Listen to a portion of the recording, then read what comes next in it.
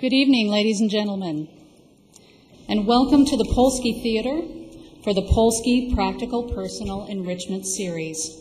Tonight's session is titled Reaching Across the Aisle, Bipartisanship in Washington, D.C. I'm Emily Fowler, Polsky Series Director, and before we get started, I'd like to request that you turn off all cell phones or other electronic devices so they won't disturb our program this evening.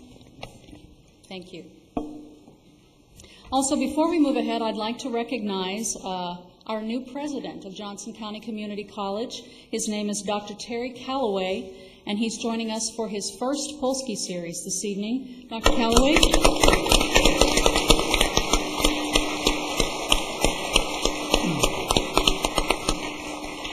I'd also like to recognize one of our trustees who's in attendance this evening, Don Weiss. Don? Thank you for coming. The Polsky Practical Personal Enrichment Series is underwritten by the Norman and Elaine Polsky Family Supporting Foundation within the Greater Kansas City Community Foundation in partnership with Johnson County Community College.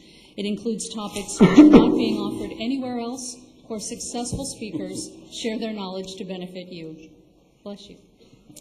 Thank you. Thank you. Norman and Elaine Polsky's name graces the beautiful Polsky Theater, where a variety of events are held every year, and we want to thank them for their generosity, which also brings you our series tonight. Norman and Elaine, thank you very much.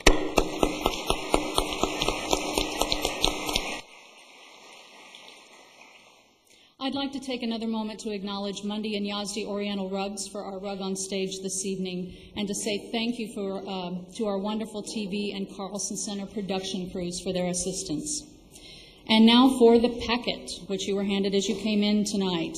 This is for you to take home and share with your family, and let me take you through the contents very quickly. On the right side, biographical information on both of our speakers tonight, Representative Dennis Moore and Senator Pat Roberts. On the left side, the blue question card. If you have a question during the presentation regarding tonight's topic, bipartisanship, please write it on the blue card, and when we ask you, pass it to an aisle where they'll be collected by the ushers for the question and answer session, which is the last part of the program. If you need a pen this evening, the ushers have them. You can just ask for one, and they'll give you one if you don't have one handy. Also on that side, the green survey card. Give us your feedback so we can improve from one time to the next. You can also suggest future topics you'd like to see us present, or add yourself to our mailing list if you're not already on it. Also, hand these to an usher before you leave tonight. If you've been here before, you know that Norman calls me on Tuesday and asks me, how many of these cards did we get back? And I'll have to tell him, so help me out, and please turn these in this evening. Thank you. Behind the cards, a golden slip that tells you about our 3 books for sale in the lobby this evening. Adam Bold's The Bold Truth About Mutual Funds for $10. Jim Stowers' Yes, You Can Achieve Financial Independence, also $10. And Tony DePardo's book, Life, Love, Music, and Football for $15. And that retails normally for $25. Behind this is a white sheet. And this is Norm's quarterly article showing his investment results on one side. On the back is his Big 11, Norm's present mutual fund holdings. If you'd like to receive a copy of Norm's article in the future, please send 4 self-addressed stamped envelopes to him at the address at the top of the page. Norm wanted me to stress to you that July was a volatile month, as you probably realize, for investing. And in this report, he shares what he did to try to offset this kind of activity in the stock and mutual fund markets. The blue page behind that is Norm and Elaine's biographical information, and this includes a list of their endowment funds on the back. There are 43 in all, and these were set up to help nonprofit organizations across Kansas City, the United States, and around the world. Not in your packet this evening, but something I'd like you to make note of is the date and time of our next seminar, which will be held September the 12th. That's a Wednesday here in the Polsky Theater, 7:30 to 9 p.m. Our program will feature entrepreneurship with Danny O'Neill of the Roastery, Bob Rainier of Bank of Blue Valley, and Tim Barton of FreightQuote.com. So we hope you can join us for that. You may have noticed that tonight's program is being taped for broadcast on JCCC TV, which can be found by Johnson County subscribers on Time Warner Channel 17 or Comcast Channel 22. Links to the Polsky Series broadcast can also be found on the JCCC website at video.jccc.edu, where you can watch them anytime, any day. This program will start running next week, so surf by that channel and please check it out. And now, it's my pleasure to introduce tonight's session with Senator Pat Roberts and Representative Dennis Moore. Senator Roberts has worked on behalf of Kansans in Washington, D.C. for over 40 years, first as an aide to Congressman Keith Sebelius, then as an 8-term congressman, and now as a 2-term senator. He has a long history of working with members of both political parties in the effort to effectively represent the daily lives and pocketbooks of Kansans. Senator Roberts serves on the Senate Finance Committee, the Ethics Committee, and the Health, Education, Labor, and Pension, abbreviated HELP, Committee. Congressman Dennis Moore, a lifelong Kansan, is currently serving his 5th term in the U.S. House of Representatives, where he's a member of the House Committees on the Budget and Financial Services, a co-chair of the Blue Dog Coalition, a group of moderate to conservative Democrats committed to restoring fiscal responsibility and accountability to government, and a member of the Center Aisle Caucus, a group formed to bring more civility and bipartisanship to Congress. Prior to his service in Congress, Dennis was elected district attorney in Johnson County, serving from 1976 to 1988, and he was also elected to two terms on the Johnson County Community College Board of Trustees. Ladies and gentlemen, I'll turn it over now to Dr. Joe Sopcich, our moderator for this evening, and I'd like to say welcome, gentlemen. Thank you.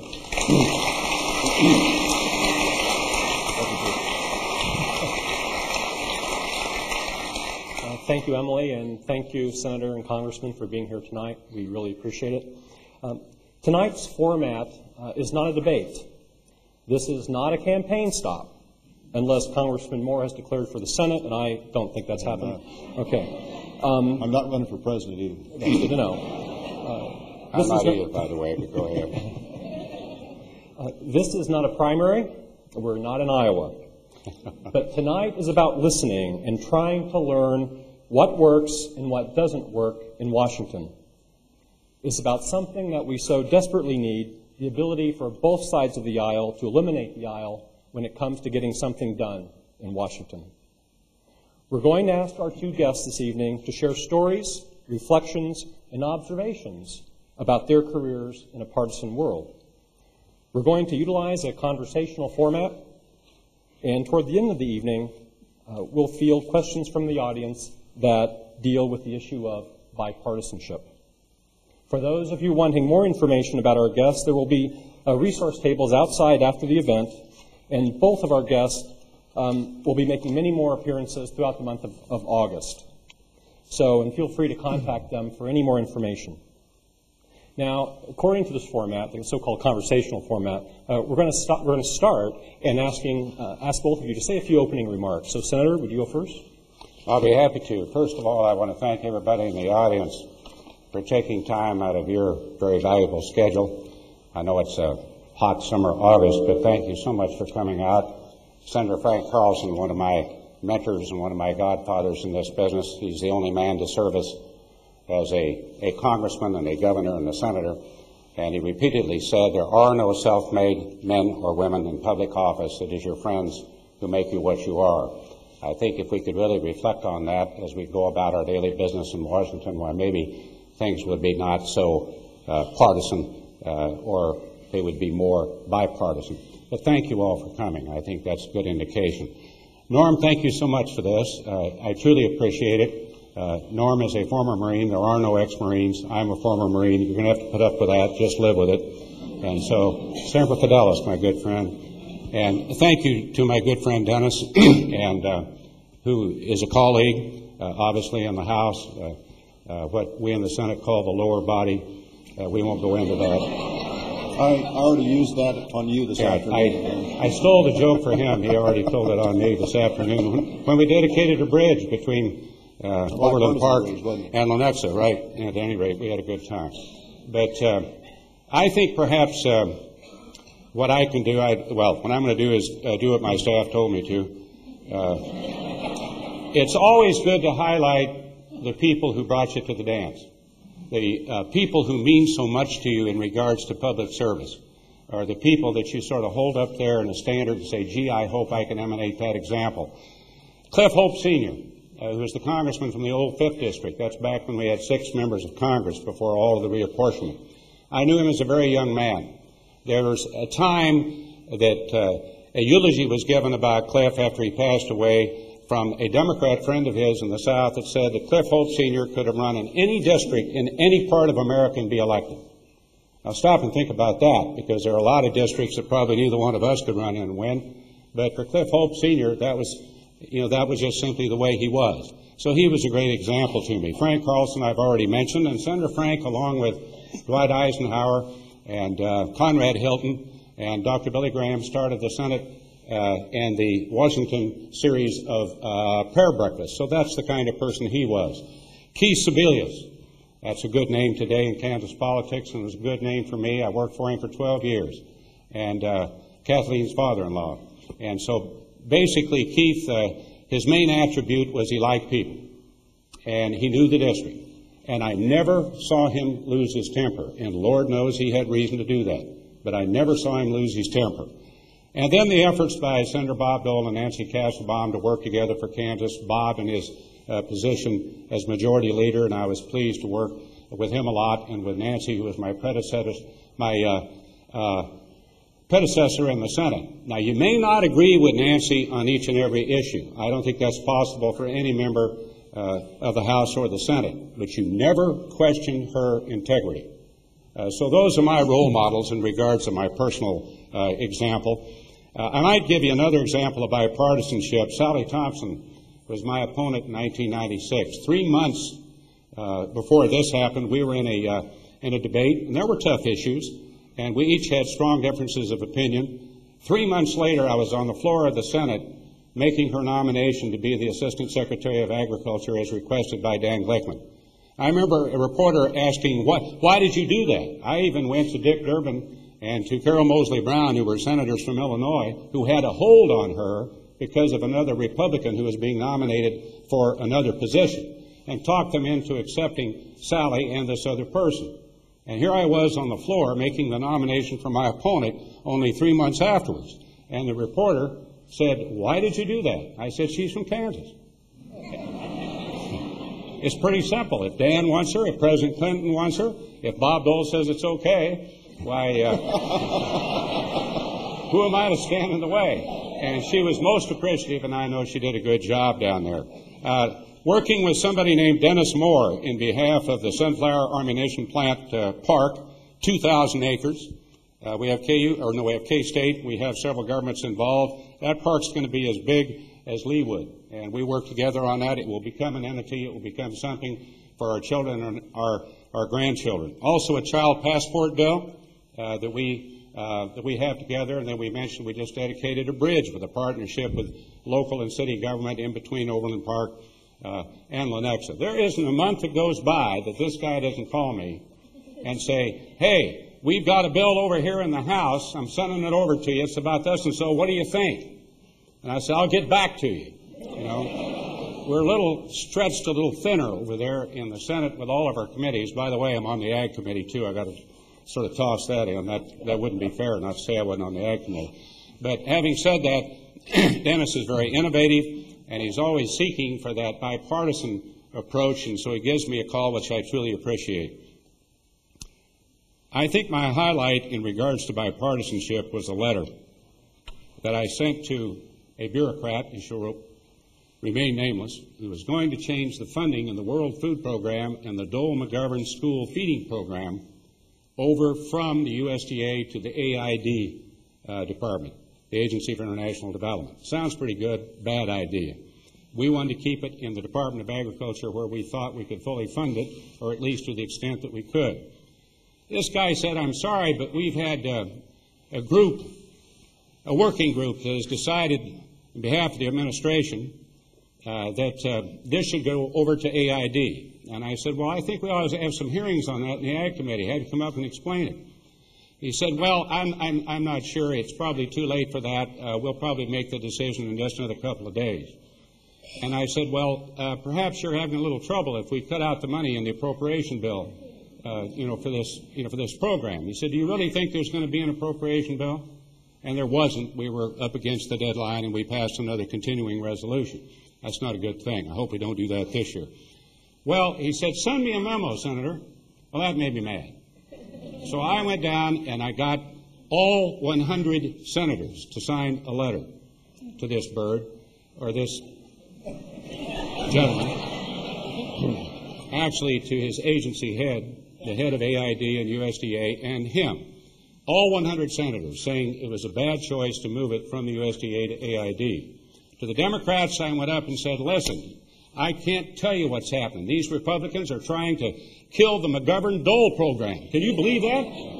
And then to the Republicans, I would say, you're not going to believe this, but we have some Democrat holdover down there that is trying to get rid of the Dole-McGovern program. Now, that's sort of a story that I'm exaggerating, but it shows you that if you really try, if you really do try, you can get some bipartisan support. 100 senators is a pretty big deal. I have a bill right now with avian flu with Senator Clinton. She calls me Birdman, and I call her Birdwoman. That's even been in public, and actually we made that part of the overall bill. And with Ted Kennedy, who you would not think that sort of an odd couple there, but we're working on a disability bill. It's called the 1% solution, jobs for the severely disabled.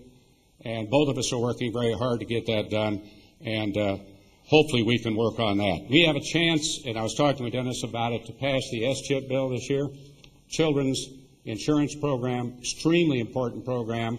We have a window of opportunity, yes, with even the atmosphere that we have in Washington.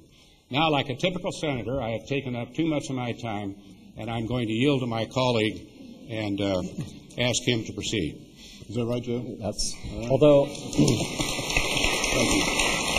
Senator, I am curious about the terminology using the word bird a lot. Right. Is that okay? Well, every man a wildcat, and then anyone that wants to be a bird person, why that's perfectly fine. Right, Dick? Go for it. No comment.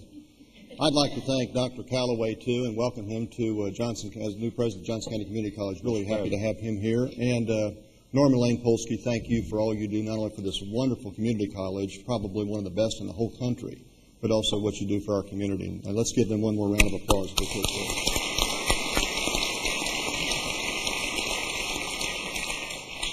I'm going to, if you don't mind, Senator, I'm going to call you Pat tonight. Is that all right? Sure. Thank you. All right. Get that up for me. Either that or sir. Pat's kind of talked some during his opening remarks about some of the things we've worked on together and some of the bipartisanship that's going on right now, contrary to what a lot of Americans, I think, see or believe when they watch what's going on in the House and the Senate. But I want to tell you just a little bit about myself, and you got a bio, so I'm not going to go through all of it, but I came of age in the early 60s, and two issues that were on the front burner in the early 60s, obviously, were Vietnam, the war in Vietnam, and civil rights. Civil rights was a huge issue as well, and Dr. Martin Luther King. In fact, I graduated from high school in 1963 down in Wichita, and I decided I knew everything, so I was going to get away from my parents for a little bit, and went down to Dallas to a startup college called SMU. And while I was there, only there for 2 years, and I ended up graduating from the University of Kansas. But I remember my second year I was there, some friends of mine came into my dorm room and said, Dennis, we're going down to Selma, Alabama this weekend. Why don't you go with us? And I said, what's going on? And they said, we're going to march with Dr. King. He's going to lead a civil rights march. And I really wanted to go. That's something I truly believed in. I called home and talked to my dad. And he said, son, it's a great idea, but I'm afraid if you go, you could get in trouble. My advice is don't go. I didn't go. I've regretted it ever since. When I was elected to Congress in 1998, took office in January of 99, just a month or so after that, a man named John Lewis, who's a congressman from Georgia, invited several of us to go with him down to Selma, Alabama. He was with Dr. King and marched across that bridge and was beaten by white police officers in Selma, Alabama. And I went down there. And I got to live at least once what I wish I'd done the original time. But but I learned a lot from that experience. It's not always. I love my dad dearly. He was deceased last September. But I don't always agree with my dad or listen to my dad. Another example I'll give you. I was elected, Emily told you, district attorney in 1976, took office in January of 1977. And I was there, I think I took office on January 10 of 1977. The second day I was there in my office, I get it, my receptionist says, Dennis, your dad's on the phone. I said, well, hi, Dad, what's up? And he says, son, have you fired all those Republicans yet? You got to understand, my dad was Sedgwick County Democratic Chairman down in Wichita for like 10 or 12 years. He ran for Congress and lost, but he was also county attorney in Wichita for 6 years. So I guess in some ways I took after my dad. And I said, not yet, Dad. And he said, we had a little discussion, and we hung up. And 2 days later, the phone rings again, or he calls again and says, son, have you fired all those Republicans yet? I said, not yet, Dad. And 2 days later, he calls again and says, son, you're not going to fire those damn Republicans, are you? I said, Dad, you got it. And I really learned early on, I think you got to do the right thing. That's what is most important in public service as district attorney, as the Board of Trustees on Johnson County Community College, or in Congress, the United States Congress. I think the first and foremost thing we all should try to do, and I think we do, is do the right thing for our people and our country. I tell, when I speak to chamber groups, any kind of group around this community, my district, I almost always say 80% of what we do in Congress shouldn't be about Democrats and Republicans. It'll be about taking care of our people and our country. And I really believe that. And when I say that, I look around the room and I usually see people sitting there shaking their heads like this. I think people in this country, and they said it loud and clear in this last election, are sick to death of all the partisanship going on in Congress. And I am too. And we need to change the way we're doing things. And this Pat is not one of the people I'm talking about. He's a good guy.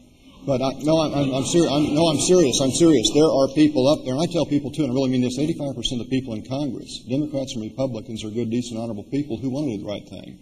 Then there's a handful of unpleasant people on both sides. I try to stay away from those people on both sides because they're the ones, I think, that give the whole institution of Congress, Senate, and the House a bad name. We've got to change that. We've got to change the way we're doing business in this country. I want to tell you a quick story, and I'll finish up fairly quickly here. About 4 months ago, I was invited over to the White House as a member of the Blue Dog Coalition. I'm the co-chair for policy for that group, and this is a group of moderate to conservative Democrats who believe first and foremost in fiscal responsibility. And there were about 9 of us, including 5 from another group, who were going over to the White House, and we had a 45-minute meeting with the president.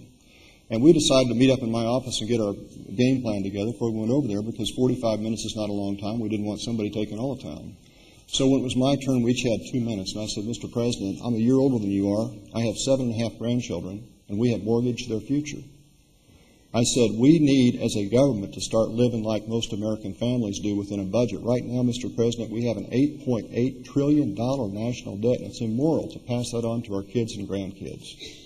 And I said, I'm not pointing my finger at you and your administration. This goes back 30 years for Democratic and Republican presidents. But we need to change the way we're doing business. And he looked at me with that look he gets sometimes, and he goes, you got a point.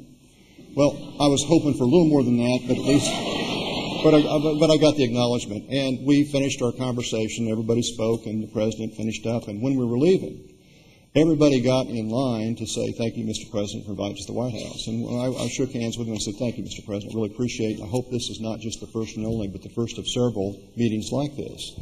He said, Dennis, you know what you said back there about us working together on some issues? He says, I think we can and should do that. He says, probably not on tax cuts. I said, Mr. President, even on tax cuts, there's a lot of middle ground between. It doesn't have to be all or nothing. It's not all black and white. For example, Mr. President, you've got a bill, or you've talked about total repeal of the estate tax. I said, if we did that, Mr. President, it would cost billions of dollars in lost revenues and add to our deficit and our debt. I said, I've got a bill that would increase the exemption to $3.5 million a person. That's $7 million for a family, which would cover 99% of the states in this country. And I said, if we did that, you're protecting almost all of the small businesses and family farms you talk about, but it's not costing us billions of dollars in lost revenues. He said, you know, maybe we could find some room to work together. And that's what we need to do more of, is stop either side go into the extremes and start looking for some middle ground where most of the American people are and where most of Congress should be in working out problems together and addressing the needs of our country. And I'm hopeful if we do that we're going to see a change in the future, a positive change in the future. I want to just finish up by saying one thing. I had a conversation with Speaker Pelosi, new Speaker Pelosi, right after the last election on the House floor, and I said, Nancy, I said, I'm starting my 9th year now. In the first 2 years I was here, we had what they call bipartisan retreats, where a group, all the House members were invited to go off campus about 20 miles, 25 miles away, and have a weekend about twice a year. Not only were members invited, but their spouses and children. And you'd sit down and have lunch and dinner. We'd have meetings. We'd have meeting speakers come in and talk about issues during the day. But at lunch and dinner, we would all sit down together, spouses and little kids, little Democrats and little Republicans, having lunch and dinner together. The problem is when you do that, you get to be friends, and then it's harder to be nasty to people when you get angry later. I'm being a little facetious, but you get the point. And my point to Nancy was, for some reason, after 2 years, they stopped that, and I saw relationships in Congress go just like that. I think relationships are important because if you know somebody and respect that person, even when you disagree, and we're going to have differences, Pat and I are going to have differences, but at least we can be civil and respectful and work together on 80% of the areas where we should be working for the American people and for our country. And so I just want to finish by saying I look for opportunities to do that. Pat and I have worked together on some bills. We will continue in other areas in the future, especially for our state of Kansas, but for the people in this country. And so I'm glad to have this opportunity to be here tonight, Joe, and look forward to the discussion. Thank you. Thanks, Dennis.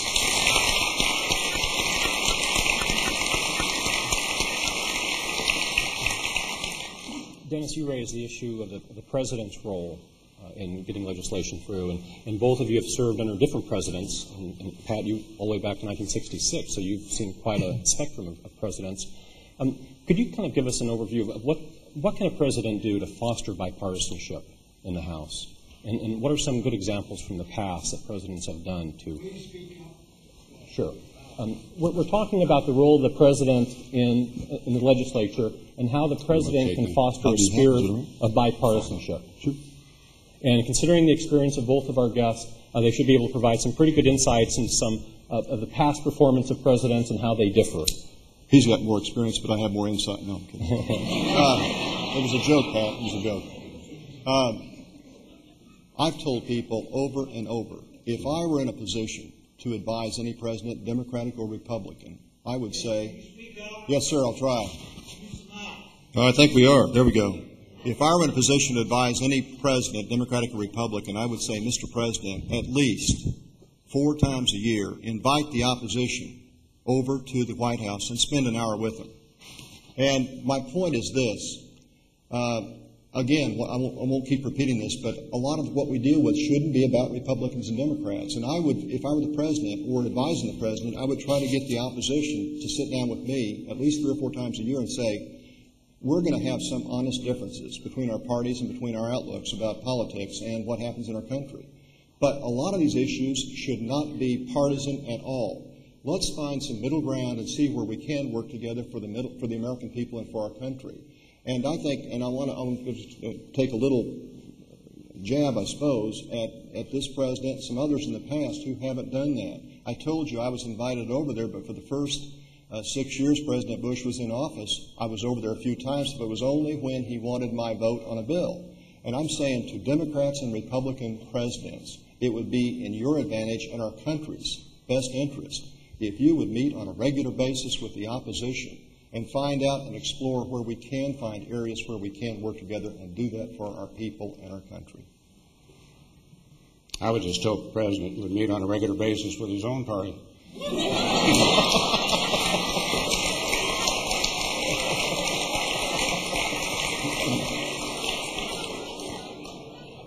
And I heard that concern from my Democrat friends when President Clinton was in power as well. There's always the issue with me that it's the squeaky wheel that gets the grease, and you're always hearing about Congressman X or Senator Y being invited down to the president or to visit with the president at the White House and to do a little smothering of smothering them with the milk of human kindness because it always curdles. And then the goal liners are the people that are in the middle, and I'll put Dennis in the middle since he is and says he's in the middle, and myself and other people who, we're not down there making speeches on the floor.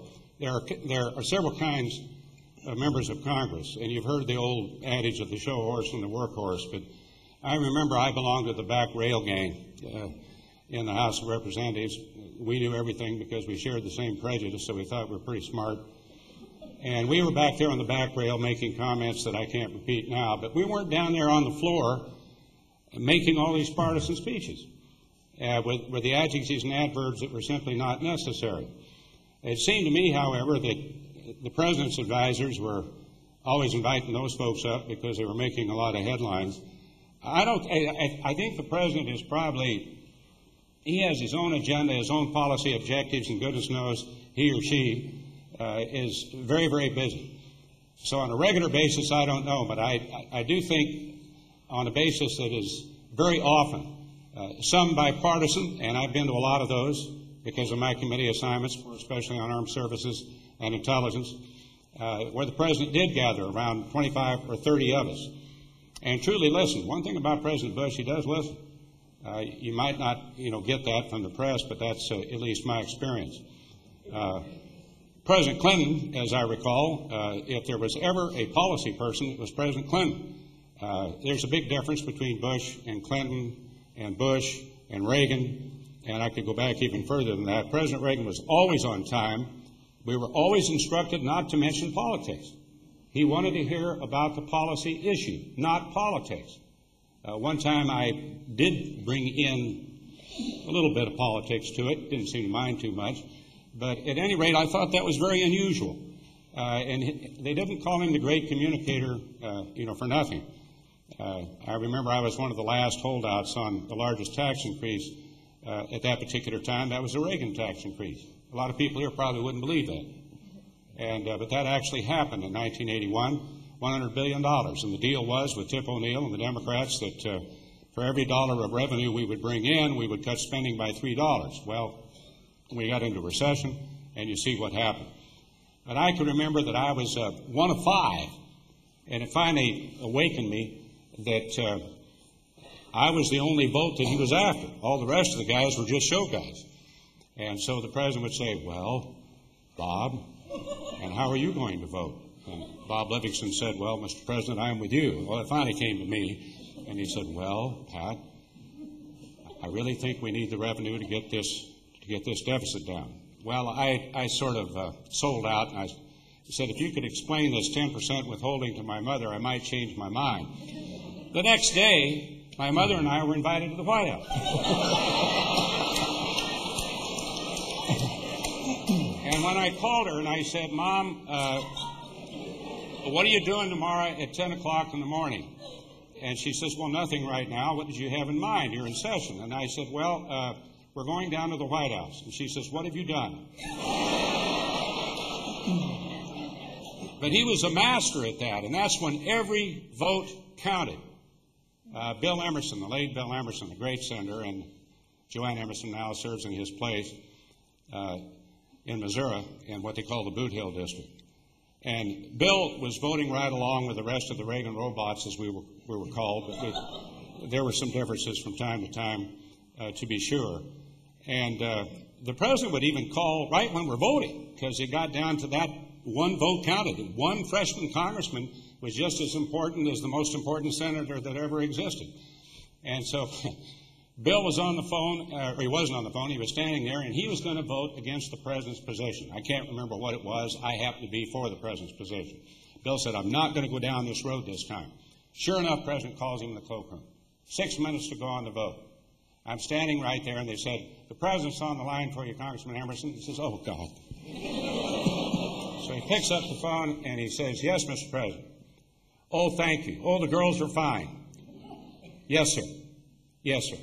Yes, Joanne's fine, sir. Thank you so much. Thank you for asking. Yes, sir. Yes, I know this vote's very... Yes, sir. Yes, sir. Well, this time I just don't... Yes, sir. Yes, sir.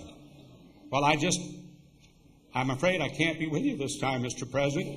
And then pretty soon, okay, thank you, Mr. President. He went out to the back rail, and tears were coming down his cheeks. And I said, for Lord's sake, Bill, all you had to tell him was, no, I'm not going to vote. He said, I just felt like I told my grandfather I couldn't go to the ball game with him. Well, this man was unique. And so when he would get somebody, even Reagan, when he started out, was highly controversial, but now is considered one of the most revered presidents in regard to his communication skills. I won't go into Nixon. Eisenhower dealt with the leadership a lot. I'm not sure that they meant a lot back during those days. But I think Dennis is right. I think the more that we understand one another, the more that we relate to one another. But we have this schedule now, Dennis, and you know what it is. It's the Tuesday-Thursday game. And boy, on Tuesdays, everybody comes in there on the cattle cars, and they flock there to the Capitol, and we do our work, and on Thursday, they're gone. And on Friday, Saturday, and Sunday, and on Mondays, we don't have an opportunity to share socially, to share individually, to know somebody. And Dennis is exactly right. Unless you know somebody and stand in their shoes and figure out what district they're representing, then you have a little bit better understanding about where they're coming from. And so you can say, well, on this issue and this issue and this issue, there's no chance. Well, we will agree to disagree, but maybe on this one we can work together. The one thing that I have learned, well, I've hopefully learned more than one thing, but at least one of the most important things that I have learned, never burn any bridges. And sometimes that's tough, because sometimes it gets pretty tough. But never burn any bridges, because all of a sudden you're going to find out the bridge is washed out, you can't swim, and you're on the same side with the other fella, and he's trying to get you across. And he or she happens to be that person that you're going to work with the legislation. Presidents come, presidents go. The executive proposes, we dispose. But I do think that Dennis is exactly right. The more that we can know one another, like Frankie knows Stephanie, Stephanie knows Frankie, my wife, we know each other. So we know each other as people, and we respect each other's views. 2 words, respect and tolerance. Tolerance of the other person's point of view and respect for that. Don't have to agree with it. But if you have respect and tolerance, we'll go a lot farther in this country.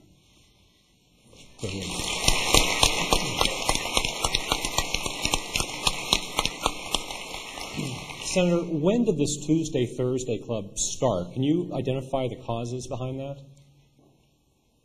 Well, you know, the old-timers say it was television. And there's something to that in that I remember working for Senator Frank Carlson as an intern while attending the home of the ever-optimistic and fighting Wildcats at Manhattan. And then later on, when I was just before I joined the Marine Corps. And basically, he served with Olin Johnson from South Carolina on the Finance Committee. That's the committee I'm on now, one of the most powerful committees in the Senate. Very happy to be there. It's Bob Dole's old seat, by the way. And Frank Carlson and Olin Johnson would sit in a room together, and they trusted each other implicitly, as did their staffs, and they would settle major issues in private. And the same thing would happen in committee, the same thing would happen in subcommittee, and then television came in. Now, you're not going to roll that back, and you shouldn't, because now we have citizen participation beyond anybody's expectation, C-SPAN and the whole situation. But I'm saying that once it became sort of a showplace, if you will, where people are making a lot of speeches as opposed to really sitting down and working together to try to work something out, that's part of the problem. And then we're so terribly mobile, and then the campaign season starts very early. 07 is now 08. We're into the politics of exhaustion. I mean, this is ridiculous. And the many different groups that have access to an incredible amount of money into the campaign process are making it such that members feel that they have to go back to their district, back to their state, more and more and more and more. So we jam all the votes in there on Tuesday, Wednesday, and Thursday. Friday, Saturday, Sunday, Monday, we're gone, back home or somewhere. Where in the days that I first came to Washington, and we had an all-Republican House membership at that particular time, Larry Wynn Sr., who is a great friend of mine and a great mentor as well, and Chet Mize and Joe Skubitz and Garner Shriver and Keith Sebelius all met every weekend. Not every weekend, but they played golf together. They had dinner together. They socialized together. And, of course, that's easier to do with one party. But I remember the same thing was true to some extent with Jim Slattery and with Dan Glicken. We were good friends, still are good friends. And I like to think that's the same thing with us, except our schedules are such it's just damn hard to get together.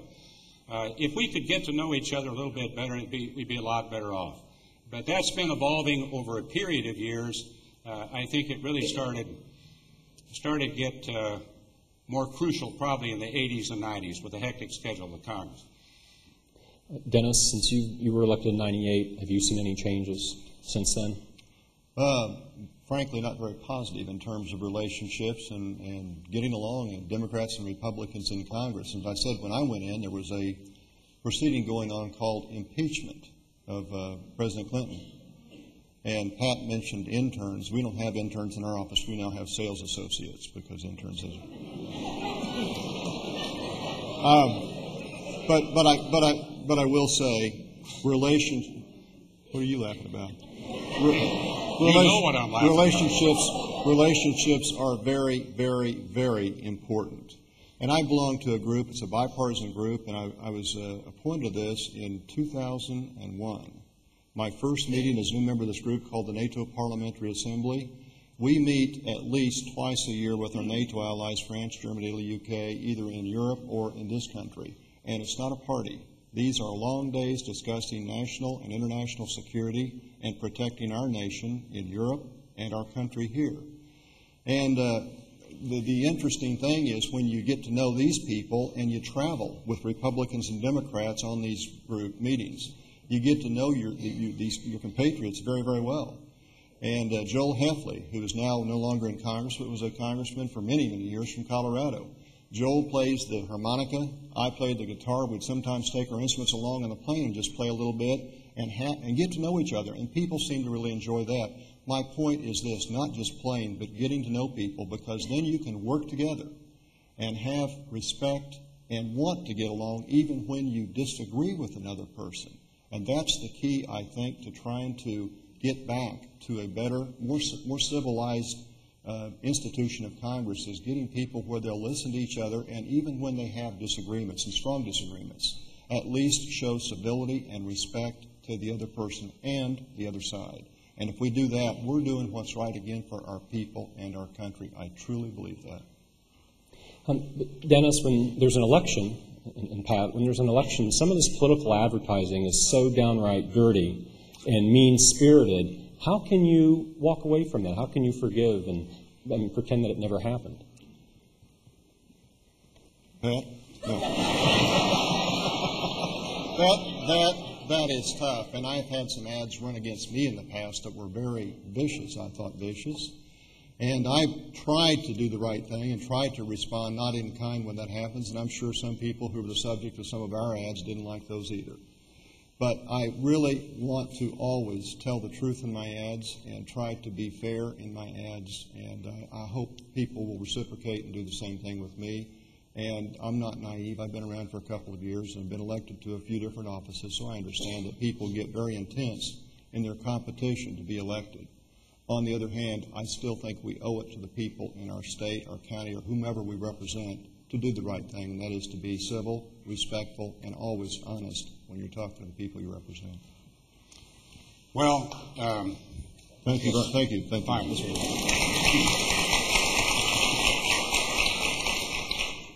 I didn't have that experience this last time around. I was unopposed. I was hopeful that maybe that would happen again, and you wouldn't have to worry about the ads.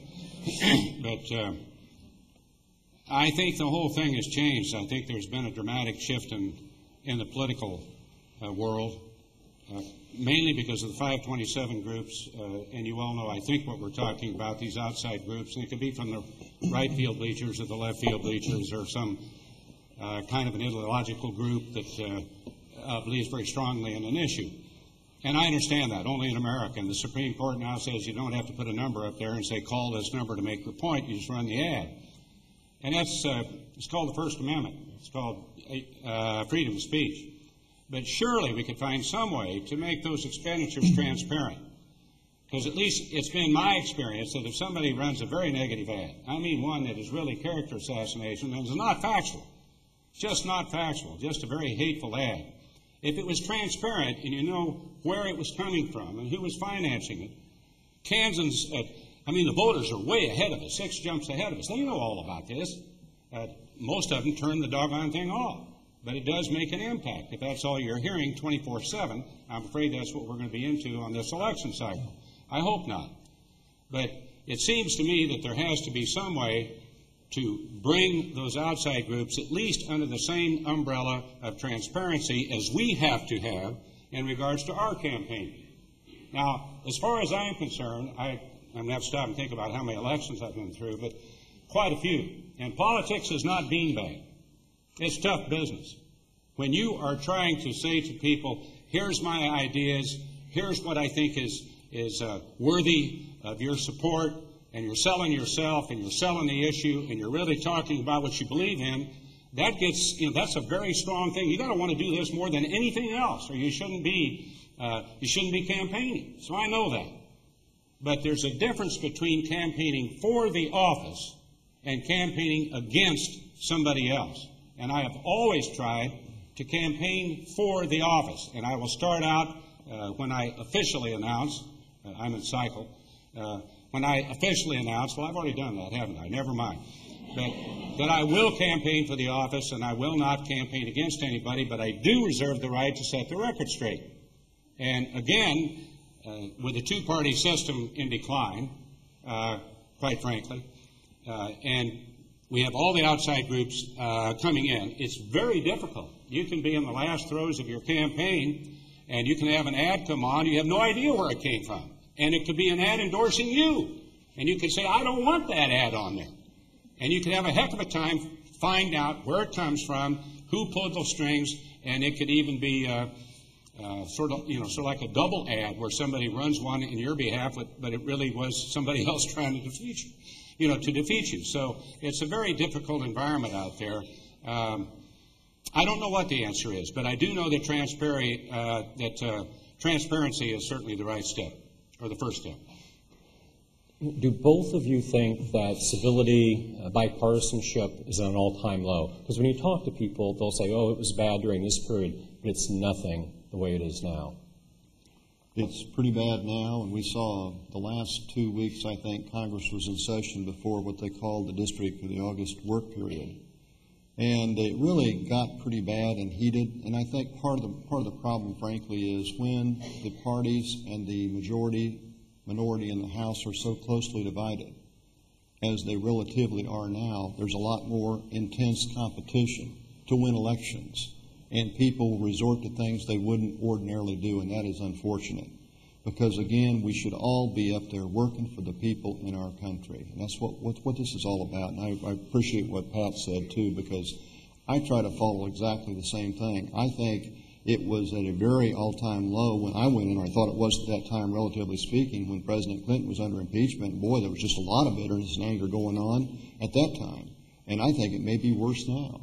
And I hope, again, that we can improve things. And again, I will say that I think one major step in the right direction are these meetings opportunities where you can build relationships, whether it's travel on something like this NATO group where you get to know people on a one-to-one basis. And when you're with their spouse and their kids, it's really not only inappropriate but very difficult to be nasty to somebody then. And again, I think if we can do some things like that, if we can get to know each other in a social relationship, even have some social evenings there, and it sounds like play. A lot of people think we do too much of that already, but I'm talking seriously about building relationships because those are important to trying to eliminate some of the bitterness and anger that we've seen in Congress and the House and the Senate. I'm not going to disagree with Dennis because we do have a problem now. We just saw that in both the House and Senate just before we broke for the August district work period or state work period, whatever you want to call it. I'm going to 45 stops here starting tomorrow. But I can remember the Vietnam era, and if anything, it was tougher and much more personal during that particular time in our history. than the situation is now with Iraq. With all due respect to the protesters who were out front, which is, as I walked in today, I shook their hand and I said, only in America. We disagree, but only in America. Thank you for coming. Thank you for being here. And I truly meant that. But back during the Vietnam days and all of that, it got rough. It really got rough. I remember the Nixon impeachment and resignation. And it was terribly difficult, more especially in the Republican Party. Half the Republican Party said, stand by the president. The other half of the party said, impeach the president, get rid of him. And there wasn't any middle ground. So it was a very difficult time. I remember, again, the impeachment proceedings with President Clinton. I also remember that we had a speaker at that particular time who stood up and made a speech and called for the president to resign. The other side stood up and said, you resign. He said, yes, I will, and did. And it got just completely out of hand due to the circumstance involved. Now, I guess I could go back and pick up different times when we've had bitter differences of opinion due to the subject at hand or the issue at hand. I don't think that's changed too much, but what's different today, it just seems to me that it's so impersonal. And again, when you have Republicans and Democrats and people who had been working in public office and knew people down through the years, you had sort of an understanding. There was a certain level that you didn't go beyond, sort of a mutual assured destruction kind of thing, and you just didn't do that. Again, these outside groups, I'm not trying to perjure them or anything else, and they're all over the lot, so you can't really single anybody out. There's no conscience. Now, I don't know what we do about that, but there are answers, and Dennis touched on it, just step by step. It can happen with just 5 members getting together to try to work something out with the real difficult issues we have. Maybe that 5 leads to 10. Maybe they say, well, maybe if we add in this and that and then all of a sudden the center starts to hold. Maybe that's not your cup of tea. Maybe that's something you don't believe in. It can start with that. Can I add one thing to what Pat said just now? Pat was in the military service at the time of Vietnam, right? No, sir. I'm sorry. All right. No, sir. I apologize. But anyway, you were in the Marines. Pat talked about the attitude that some people showed to returning servicemen and women from Vietnam and how really horrible that was in some cases because they were opposed to the Vietnam War.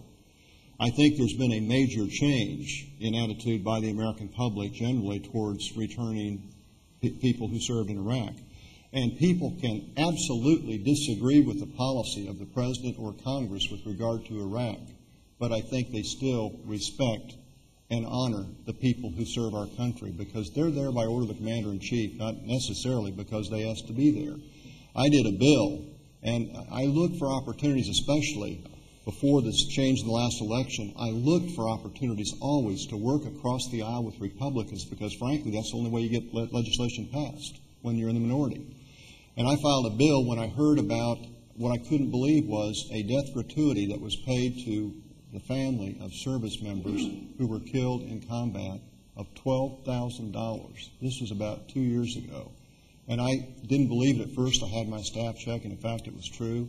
I filed a bill to increase the $12,000 so-called death gratuity to $100,000 because I thought $12,000 is a slap in the face to somebody who's the family of somebody who's just made the ultimate sacrifice. I got my friend Spencer Bacchus, who's a Republican from Alabama and happens to be the ranking member on the Budget Committee, or the Financial Services Committee in which I serve. We got 243 Democrats and Republicans on that bill. Never got called up for a vote, but we both, back home, both of us talked a lot about this legislation and the need for something like this to happen. And I talked to some people in the administration. And this bill is now law. And I think those are the kind of things, if you work together with people on both sides, for people in our country who deserve something like this, we can make things happen. That's the right thing to do. Okay. So.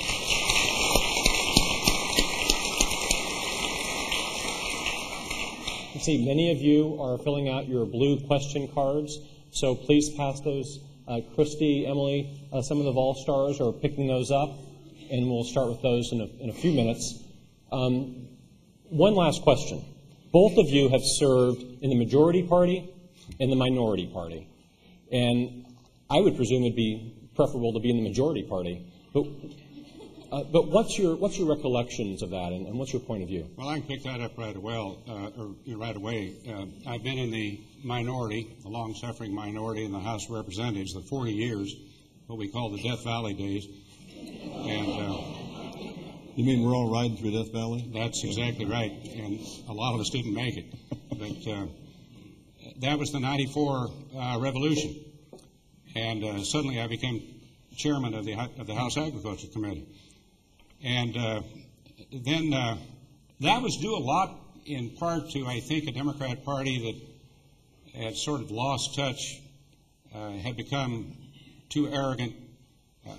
Perhaps that's too strong a word, but maybe it's not strong enough. I don't know. But that's during the post office and the bank and the restaurant scandals. And I was on House administration at that particular time, investigated a lot of that. Several members went to they were looking from behind bars and all of that. And so there was sort of a revolution that went on, and we took control of the House. It only took us 10 years to reverse that. And Republicans were getting in the same kind of trouble in the House of Representatives. But, I've been in the minority. I've been in the majority. I had a gavel about 9 months ago. I don't have it now. Miss it. Majority is better. You decide what legislation is considered, how it's considered, and when it's considered. And hopefully you live up to that responsibility and do it in a proper way. I will say this as chairman of the Agriculture Committee and the Finance Committee and the Emerging Threats Subcommittee of the Armed Services Committee. Every time I had the gavel, I protected the rights of the minority. And one thing that I did not do, which some previous chairman had done, is open up the committee, make a 25-minute speech, and then recognize other members for 5 minutes, and the poor devil on the end hardly ever got anything to say. And so if you really treat your committee well, the committee will treat you well when you have that kind of majority power. Sometimes that works, sometimes it doesn't, but without question, the majority is better. I was in the minority for the first 8 years I was in Congress, and have been in the majority now for about, 8 months. And I tell people, when you're in the minority, you vote and you whine and complain. When you're in the majority, you vote and you have to govern. Big difference. But it's an important difference, and I certainly agree with Pat on this one for sure. It's much more pleasant, usually, to be in the majority, right? True. Yes. Thank you. And you can see we've struck a bipartisan chord here. And I'm not whining or complaining either. But I don't like it much. I didn't mean to infer that you were. There are opportunities. I want to say one more thing that I say to a lot of people when I speak to groups here. For the last 6 years before this last election, one party, and I'm just saying, pointing, the fact is the Republican Party had controlled the House, the Senate, and the presidency. From the time we were in the 6th or 7th, 8th grades, when you start learning about government in school, we learned about what we called checks and balances. Anybody heard that term before? When either party, the Democrats or the Republicans, have total control of the House, the Senate, and the presidency, there are no checks and balances in place. I really believe that's dangerous for our country. I hope and believe I would say the same thing if the Democrats keep control of the House and the Senate and win the presidency next time, because I truly believe that. Which one do you want to give up? Well, I won't interrupt you. You don't know. But you see what I'm saying. I really, truly believe that these checks and balances are important, because somebody has to be able to stop and at least ask questions when the President or the Senate or the House start taking some wrong actions. And I think it's very important those checks and balances be in place for our people and our country. Okay, that's good.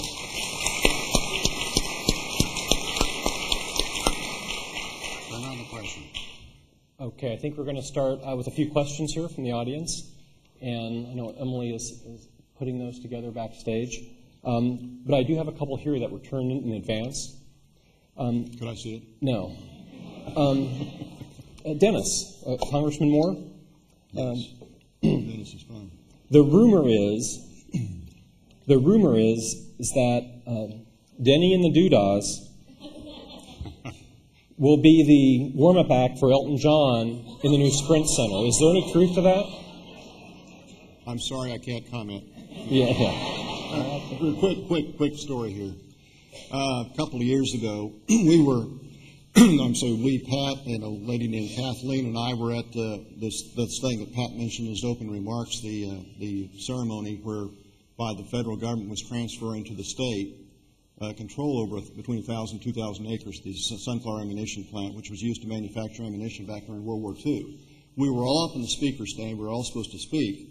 And, of course, Pat got up and spoke and finished his comments and sat down. And the governor got up and spoke and finished her comments and sat down. And I turned to Pat and Kathleen and I said, well, hell, by the time you guys have talked, there's nothing left for me to say.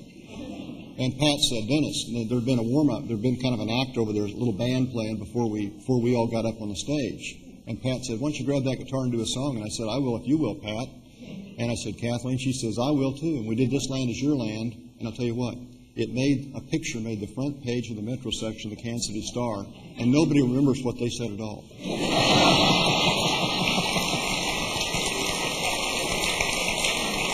Well, that bipartisanship works, and frankly, people enjoy seeing us, politicians, be human too.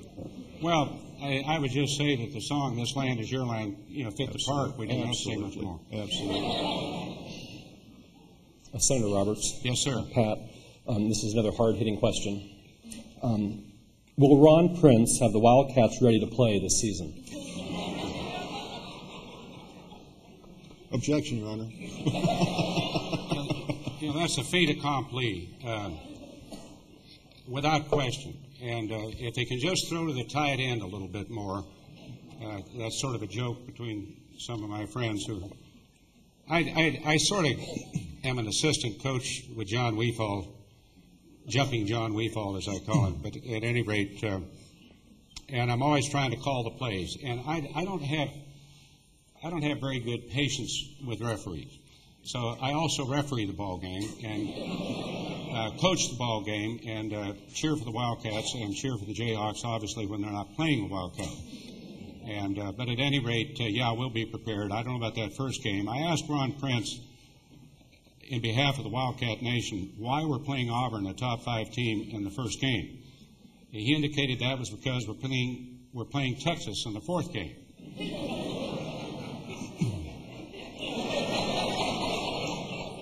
So I said, okay.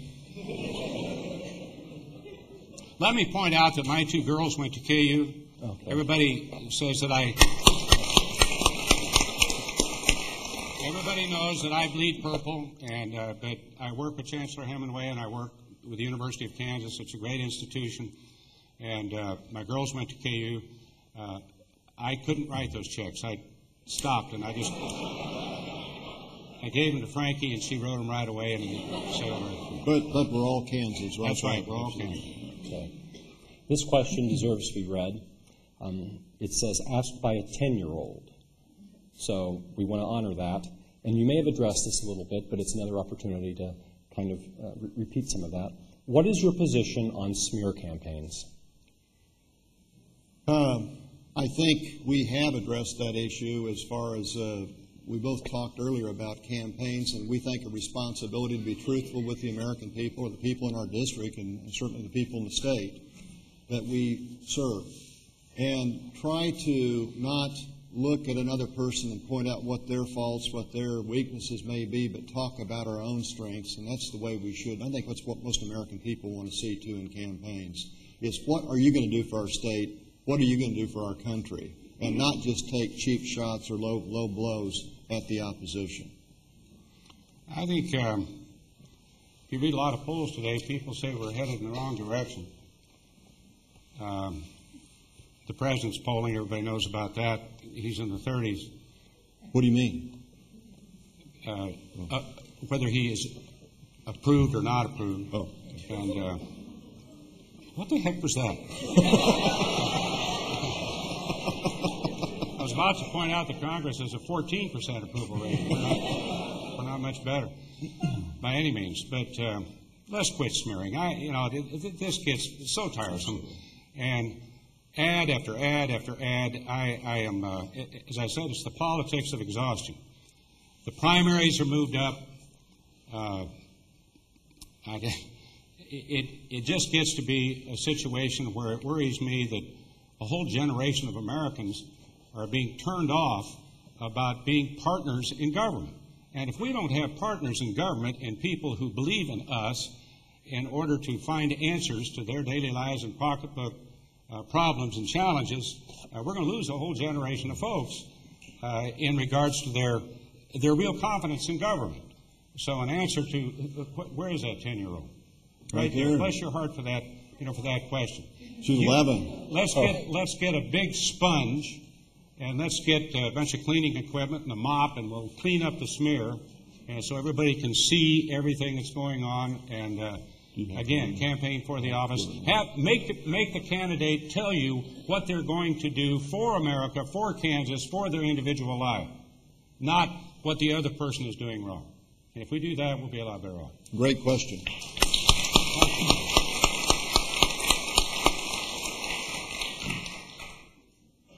How has your family shaped and continues to shape your approach to bipartisanship in your career?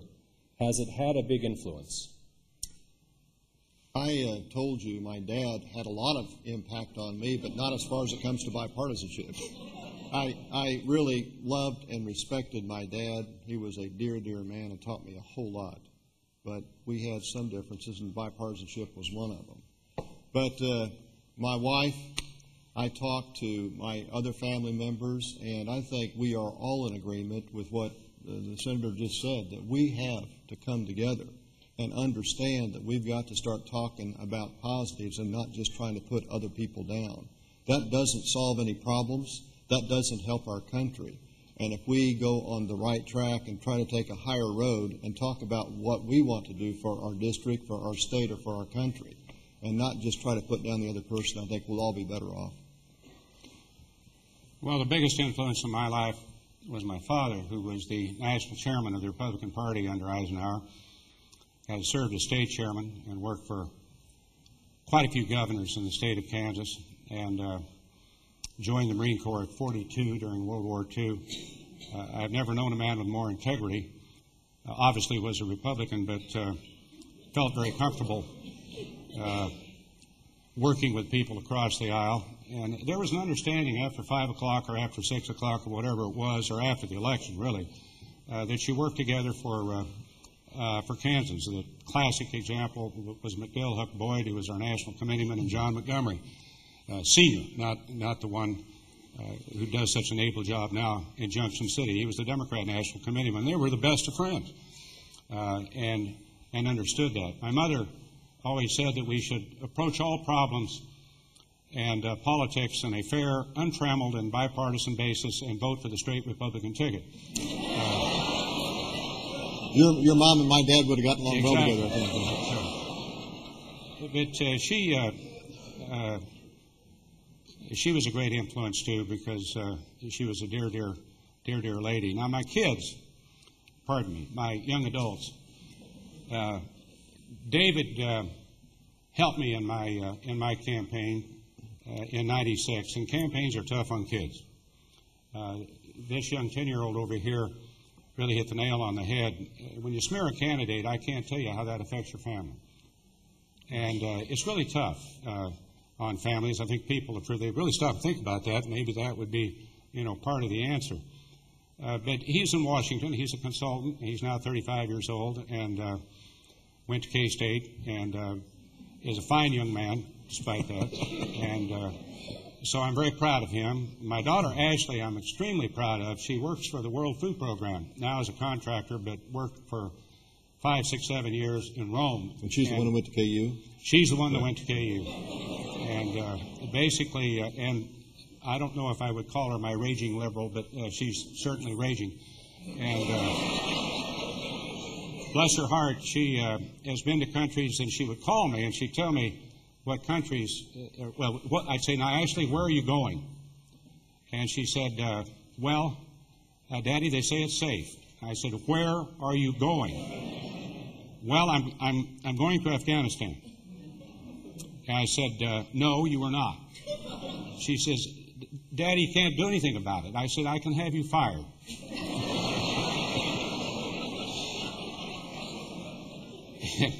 So at any rate, as it turned out, she wasn't going to Afghanistan. She was going to a country that was even more unsafe, and she was going to Colombia. She got there, by the way, and she got there right after the guerrilla movement, the FARC, was in a village, and then right before the paramilitary got there afterwards. Held school for 2 weeks. Held school and fed young people for 2 weeks. If you feed young people at a school, the families in many of these countries, of these developing countries, the at-risk countries, will send their young women to school. Will send the young ladies to school. If you don't serve the meal, they won't come. That is the answer to terrorism. Educated women throughout the world will not stand for 7th century servitude.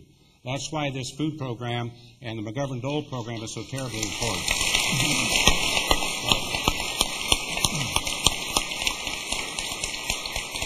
My daughter Ashley was in a social receiving line and went through and shook hands with the president. You're not supposed to talk about policy or anything like that when you go through a social line. Ashley perks right up and he says, how are you, young lady? Just fine, Mr. President. I need to talk to you about what's going on in your HIV program in Africa.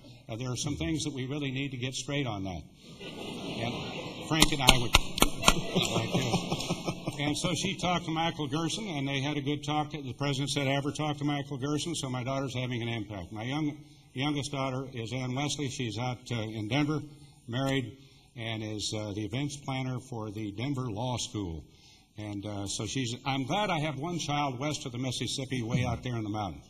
Long answer to a short question. I don't even know what the question was anymore, but that's what we do in the Senate. Okay. Is that what they call a filibuster? That's sort of a family buster. I'm not quite sure. I can't tell you how proud I am of my family. I can't tell you how proud of the sacrifice that they have made in my behalf so that I can continue public service and hopefully continue to make a difference. And I know your family feels the same way, Dennis. Absolutely. Can I just say real quickly, my wife Stephanie is sitting out here in front. Pat talked about his daughter and some of the service she's done to other people around the world. Stephanie has gone, she's a high-risk obstetric nurse, has gone for 6 years to Romania with a group called Medical Missions. They help little kids, many of whom have, for some reason, cleft palates. Right. With a relatively simple surgery, they can change that child's whole life. And she runs the women's clinic there and helps women with issues that these people in poor countries have. So I'm very proud of Stephanie, too.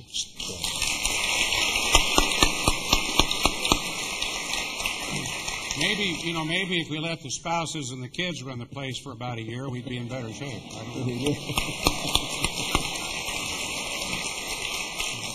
Senator Roberts, there's a comedy club down on Metcalf.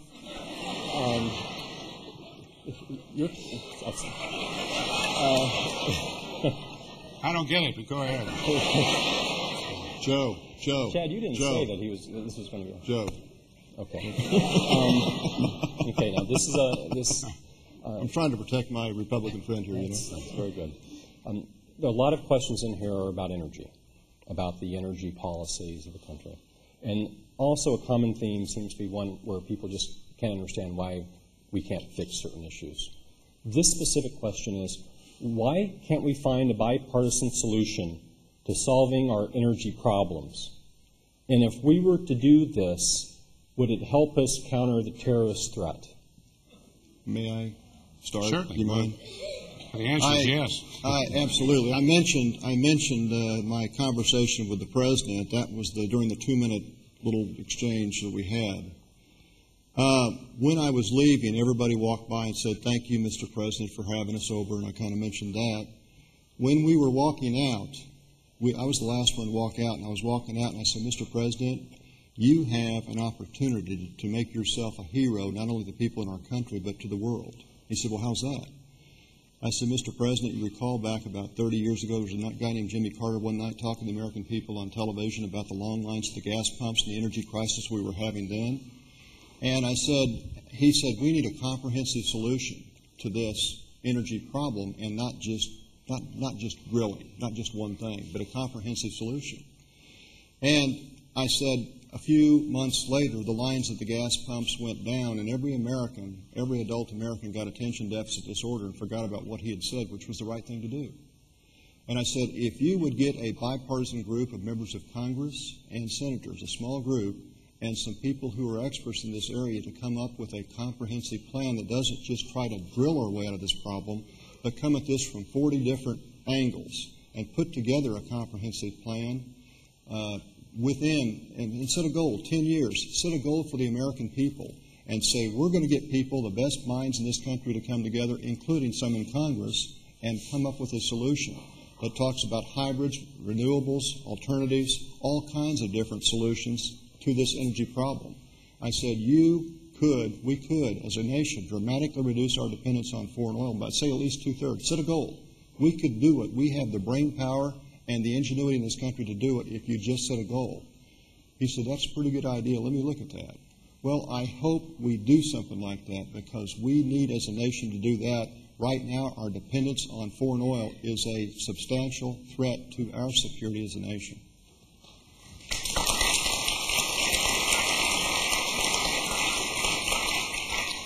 Well, I would agree. We've had two energy bills before the Senate. I voted against both of them.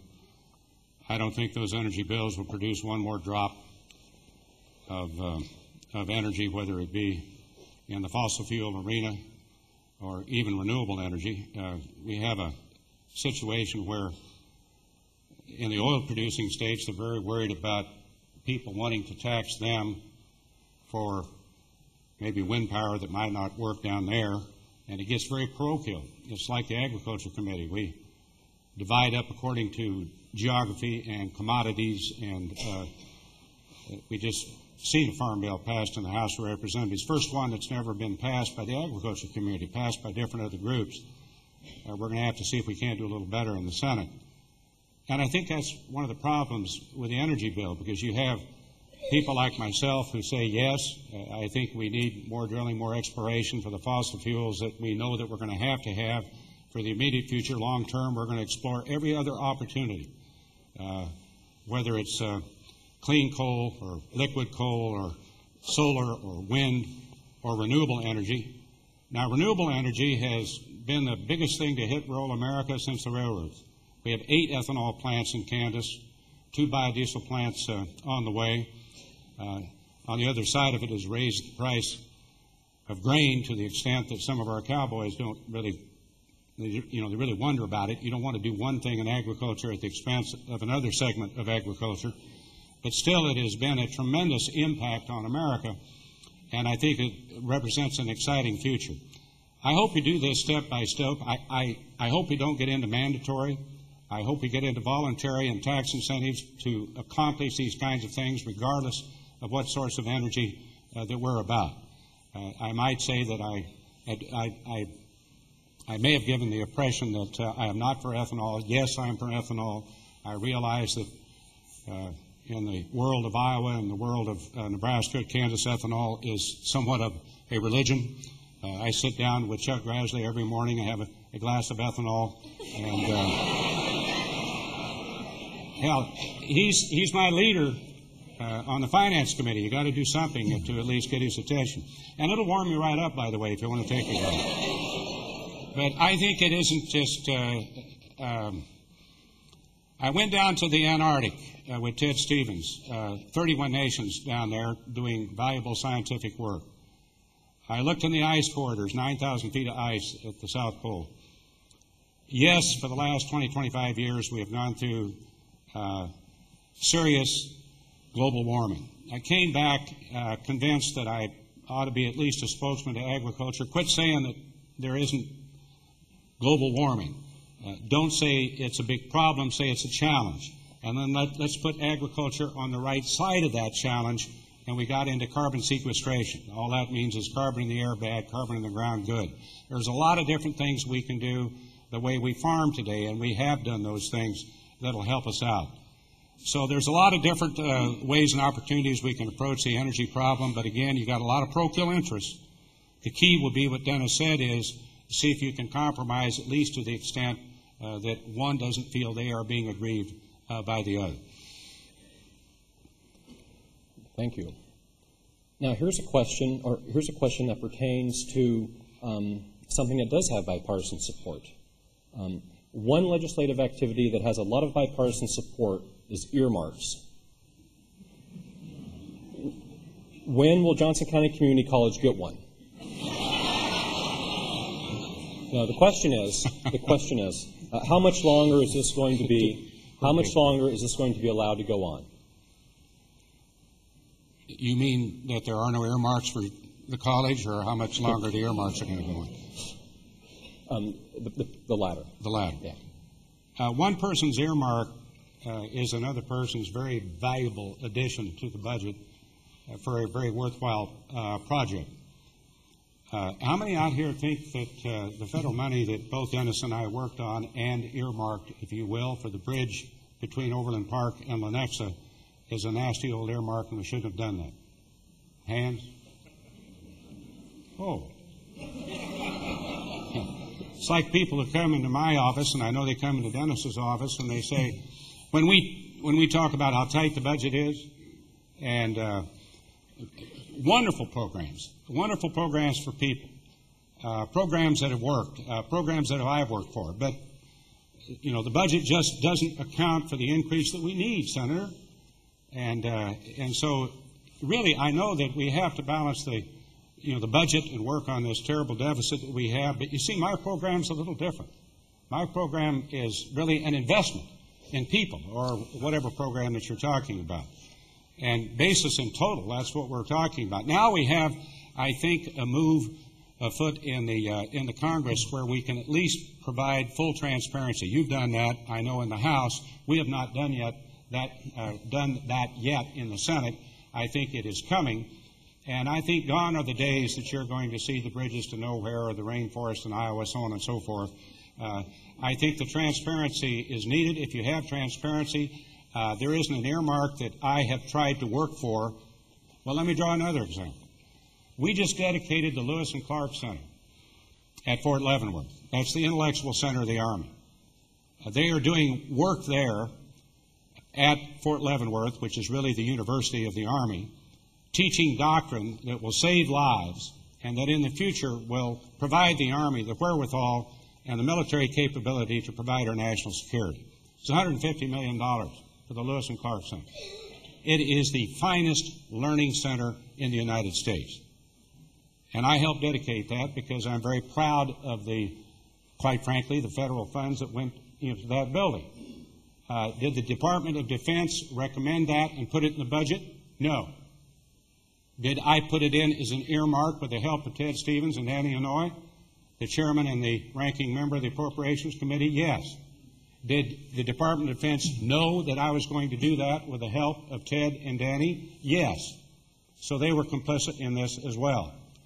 But that dedication today, a very emotional dedication for me, is something that where we invested in America's future.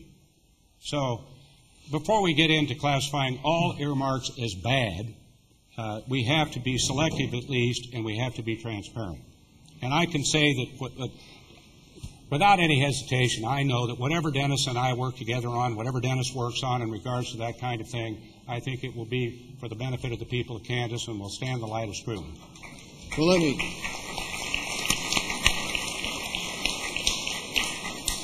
me just kind of tag on to what Pat has said here, because I've told people over and over, and I really mean this, and maybe your reaction was an indication that you do too before when Pat asked the question about who's against. I'm sorry. I think earmarks in themselves are neither bad nor good. It depends exactly on what they're used for. If they're used for a good purpose, such as economic development, such as a center, as Pat mentioned here, for the Department of Defense, such as flood control in Wyandotte and Johnson County. If it's used for a purpose like that and it's good for the people in our area, it's excellent. If it's for a bridge to nowhere, we should never have it. In fact, I filed a bill back in May to require that if any member of the House asks for an earmark, that they would have to put their name, the amount requested, and a description of the project and submit this, which would, within 48 hours prior to a vote in a committee or on the House floor, be posted on a publicly accessible website where everybody in this country could see it. If we do that, I'm absolutely confident that transparency will correct 99.9% of the problems, and there will be no more bridges to nowhere. In fact, today, as Pat said, we dedicated what I call a bridge to somewhere that's going to be help not only moving traffic, but economic development in this area, and that's a good earmark.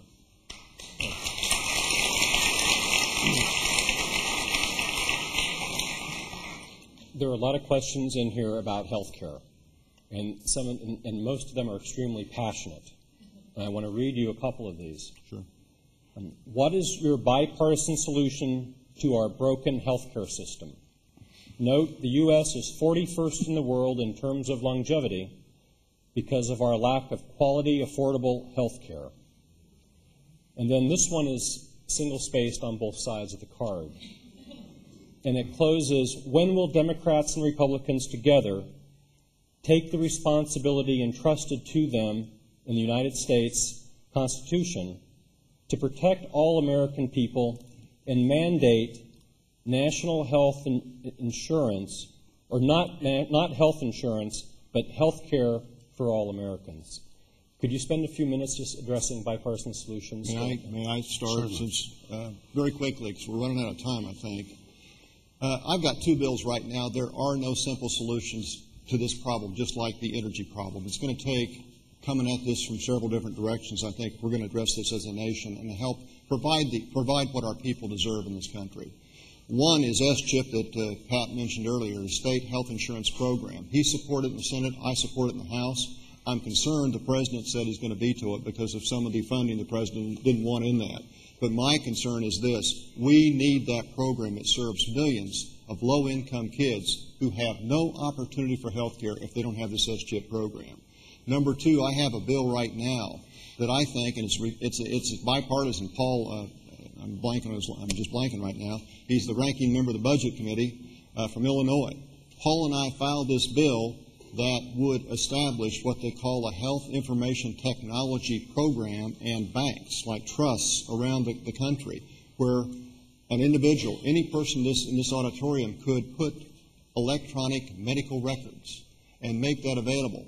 If this is instituted nationwide, we're told by the RAND Corporation who did a study, it could save over $160 billion a year in health care costs that could be used to help people who simply don't have health care.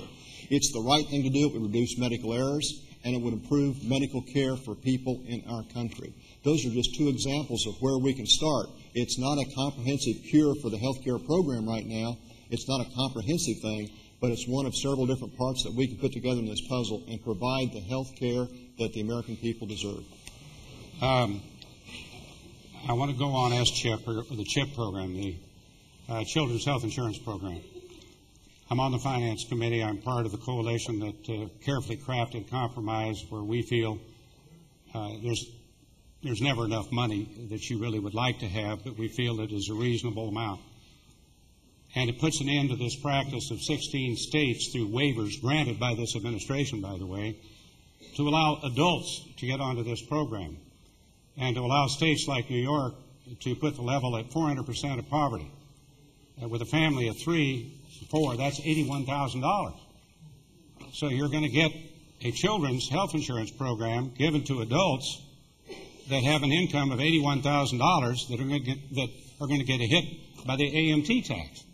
Now, that's not what we're driving at to help those poor children who need health insurance. Now, we spend $30 billion in the House, in the Senate. We crafted a compromise which we think what it's done is made both sides angry, so we know it's pretty good. And it passed in the Senate 68-31. 68. You have to have 66 to override a presidential veto. We have 68 on that compromise. Now, the House bill has $70 billion. In that is the Medicare fix for doctors, or they're going to get cut 10% on Medicare this next year. We can't allow that to happen because all sorts of bad things happen to the Medicare program and to our whole health care delivery system if in fact that happens. Plus hospital payments as well, that's 5.7%, plus a lot of problems with the home health care industry as well. Now, somehow or other, we have to resolve that in conference, and we in the Senate are very hopeful that if we have 68 votes for our version, that those in the Senate, or pardon me, those in the House will say, okay, we'll fix the Medicare problem with doctors and the Medicare problem with our hospitals, but we'll do it in a separate bill. That brings the cost down, but it's still about $15 billion over. That's what the President objects to. So if we can hold firm with the Senate bill, and if we can convince this administration to quit giving waivers to states putting adults at 400% poverty or less, that's the only one that's at 400%, you're really killing the program or really being very harmful for the program that is targeted to low-income kids. This is something we can do. This is going to be a real test of bipartisanship. We have a window, and Dennis and I are going to work very hard to get that done. I hope to be on the conference, and I hope there's good news, and that will be a giant step forward to protecting those who can least afford it, the health care that they so desperately need. And I would like to send over to you, Pat, a copy of my bill on Health Information Technology and Electronic Medical Records Trusts, because I think you might be interested in that. I really think it could help our country. All right, sir. Last question. Yes, sir.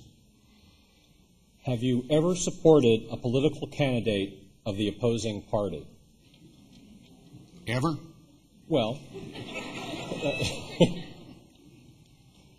why don't you take that first? I got to think about it. My dad would roll over, but I have voted for Republicans in the past. I really try to look at the person and do what's right for our people and our country.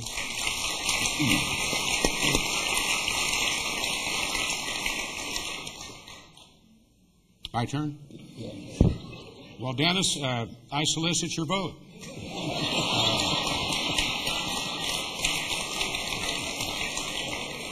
That was unfair. Next question, Joe.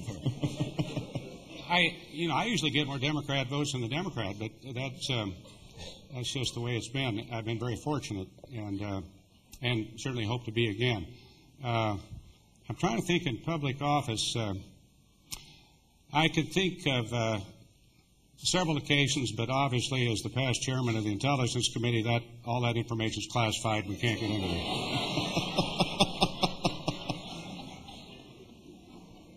Thank you very much. I haven't taken any oath. Okay, that's good. Emily's here. Does that mean something? Well, first, we'd like to thank all of you who took the time to complete a card. We're going to photocopy these because many of them, or all of them, are so well done, and we will give both Senator Roberts and Congressman Moore a copy of those so your comments can go straight to these guys here. Do they have names and addresses on these cards? I guess not. In some cases, some people wrote. And we'll try to respond if you put your name and address on there. Yep.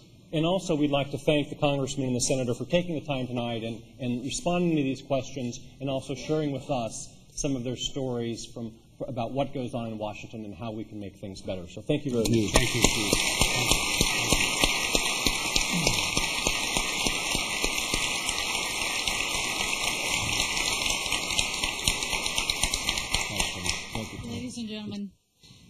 Ladies and gentlemen, thank you for coming tonight. 3 things. Green cards. Hand them to the ushers on the way out. Pick up a book in the lobby, and please have some cookie punch or coffee on us before you leave tonight. Thank you for coming, and come again.